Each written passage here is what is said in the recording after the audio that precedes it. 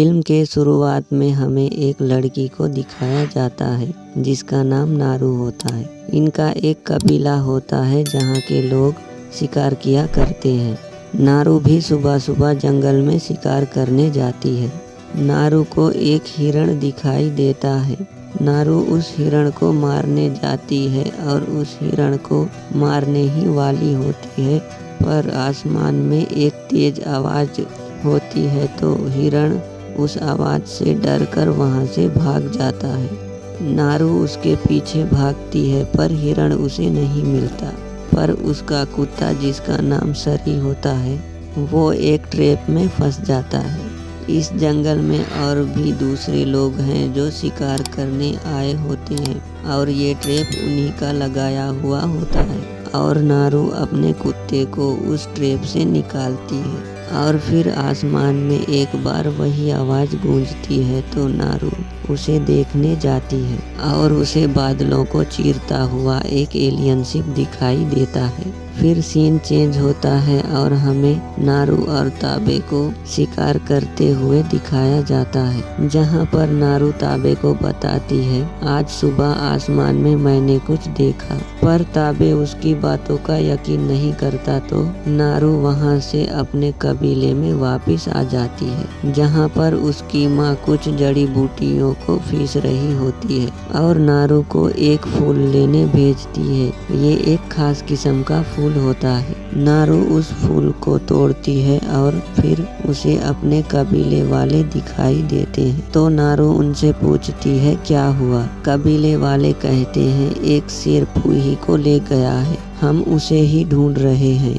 नारू भी उनके साथ उस शेर को ढूंढने जाती है। फिर हमें उस प्रेडिटर को दिखाया जाता है जो उस स्पेसशिप से आया था। उसके पास इनविजिबल होने की एबिलिटी होती है। वो एक सांप को मार कर उसका खाल निकाल देता है और दूसरी तरफ नारू और उसके कबीले वालों को फूही काफी जख्मी हालात में मिलता है तो ताबे नारू और सभी को कबीले में वापस जाने को बोलता है और मैं यहाँ रुककर उस शेर का शिकार करूँगा कहता है। नारू ताबे को बताती है जंगल में शेर के अलावा कुछ और भी है। नारू को अंदाजा लग गया था कि जंगल में कुछ और भी है जो शेर से भी ज्यादा खतरनाक है। नारू और बाकी लोग अपने कबीले में वापस जा रहे होते हैं, तभी नारू को रास्ते में कुछ पैरों के निशान मिलते हैं जो काफी बड़े होते हैं। नारू वहां से वापस जाती है अपने भाई को आगाह करने। ताबे नारू से कहता है तुम वापस क्यों आई। नारू बताती है रास्ते पर मुझे कुछ पैरों के निशान मिले हैं जो काफी बड़े हैं। ताबे कहता है मुझे भालू से डर नहीं लगता। ताबे इस निशान को भालू के पैरों के निशान समझता है और उस पर ज्यादा ध्यान नहीं देता और ताबे नारू से कहता है यही मौका है खुद को साबित करने का। फिर ये लोग उस शेर का शिकार करने के लिए एक पेड़ पर चढ़ जाते हैं। कुछ देर बाद शेर वहां पर आ जाता है और नारू पर हमला कर देता है, जिससे नारू पेड़ से नीचे गिरकर बेहोश हो जाती है। फिर जब नारू को होश आता है तो वो खुद को अपने घर में पाती है। नारू को उसकी माँ बताती है तुम्हें यहाँ तुम्हारा भाई लेकर आया था। नारू पूछती है उस शेर का क्या हुआ। माँ कहती है ताबे उसके पीछे गया है। फिर कुछ देर बाद ताबे उस शेर को मारकर अपने कबीले में वापस लेकर आता है। कबीले वाले ताबे ने उस शेर को मार दिया है सोचकर काफी खुश होते हैं। ताबे नारू के पास जाकर कहता है हमने उसे मार दिया। नारू कहती है नहीं, हमने उसे नहीं मारा। जंगल में आखिर वो किसके पैरों के निशान थे और मेरे गिरने से पहले मैंने पेड़ों पर एक रोशनी देखी थी। ताबे कहता है शिकार करना तुम्हारे बस की बात नहीं है कहकर वहां से चला जाता है। ताबे को नारू की बातों पर अभी भी यकीन नहीं होता और फिर सुबह नारू उठकर सोचती है वो मुझे शिकारी नहीं समझते हैं तो मैं खुद को साबित करूंगी सोचकर जंगल की तरफ जाने लगती है और फिर जंगल में नारू को वही पैरों के निशान मिलते हैं और फिर नारू उन पैरों के निशान को एक लकड़ी से नापती है। वो निशान दूसरे जानवरों के पैरों के निशान से काफी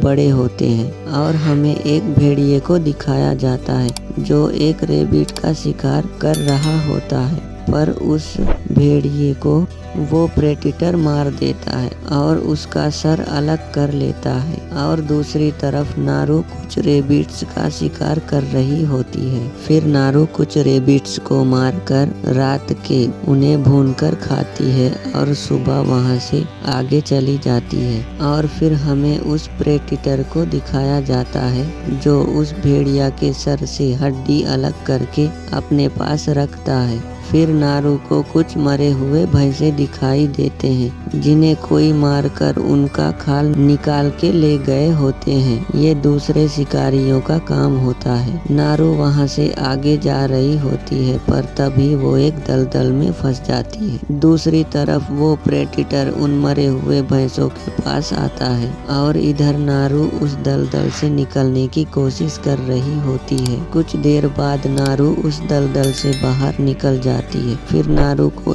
एक भालू दिखाई देता है जो नारू पर हमला कर देता है। नारू उस भालू से बचने के लिए लकड़ी के ढेर में घुस जाती है। तभी वहां पर वो प्रेडेटर आ जाता है और उस भालू को मार देता है। नारू को यहाँ पता चलता है कि वो पैरों के निशान इसी प्रेडेटर के हैं। नारू उस प्रेडेटर को देखकर डर जाती है और पानी में से होते हुए वहां से भाग जाती है। और उसे उसके कबीले वाले मिलते हैं जो उसे ढूंढने आए होते हैं। नारू उन्हें बताती है, मैंने उस प्रेडेटर को देखा। ये लोग उसकी बातों पर यकीन नहीं करते और उसे उसके हाथों को बांधकर वहां से लेकर जा रहे होते हैं। पर तभी वहां पर वो प्रेडेटर आ जाता है और वो सभी को मार देता है। नारू अपने हाथों में बंधे रस्सी को खोलकर वहां से भाग रही होती है, पर वो एक ट्रैप में फंस जाती है। वो ट्रैप दूसरे शिकारियों का लगाया हुआ होता है। वो प्रेडेटर नारू के पास आता है और नारू को ट्रैप में फंसा हुआ देखकर वहां से चला जाता है। वो प्रेडेटर सिर्फ शिकारियों का शिकार करता है। नारू उसे शिकारी नहीं लगती,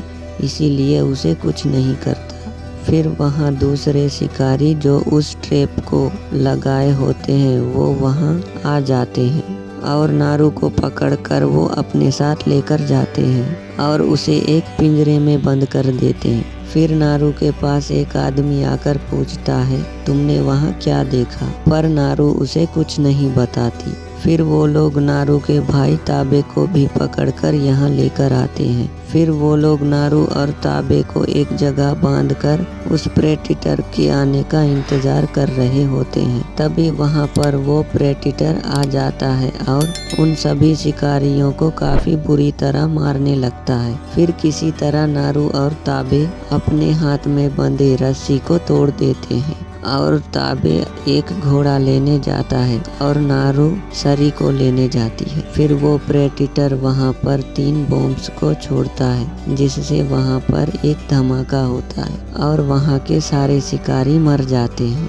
फिर हमें नारू को दिखाया जाता है जो बाकी बचे हुए शिकारियों को मारकर सरी को छुड़ा लेती है। यहाँ हमें पता चलता है नारू भी एक अच्छी फाइटर है। फिर हम उस प्रेडेटर को देखते हैं जो अपने जख्मों पर एक दवाई लगा रहा होता है। फिर नारू के पास एक जख्मी आदमी आता है और उससे मदद मांगता है। फिर नारू उसके जख्मों का उपचार करती है और उसे एक खास किस्म का फूल खिलाती है जिससे पूरा शरीर ठंडा पड़ जाता है। तभी वहाँ वो प्रेडेटर आ जाता है। नारू उसे आता हुआ देखकर एक पेड़ के पीछे छिप जाती है। वो आदमी भी उसे देखकर मरने का नाटक करता है। प्रेडेटर उस आदमी को देखता है। उस फूल को खाने के वजह से प्रेडेटर उसे मरा हुआ समझता है। ये सब चीज को नारू छिपकर देख रही होती है, पर गलती से उस प्रेडेटर का पैर उस आदमी के पैर पर पड़ जाता है जिससे वो आदमी चिल्लाता है तो वो प्रेडेटर उसे मार देता है।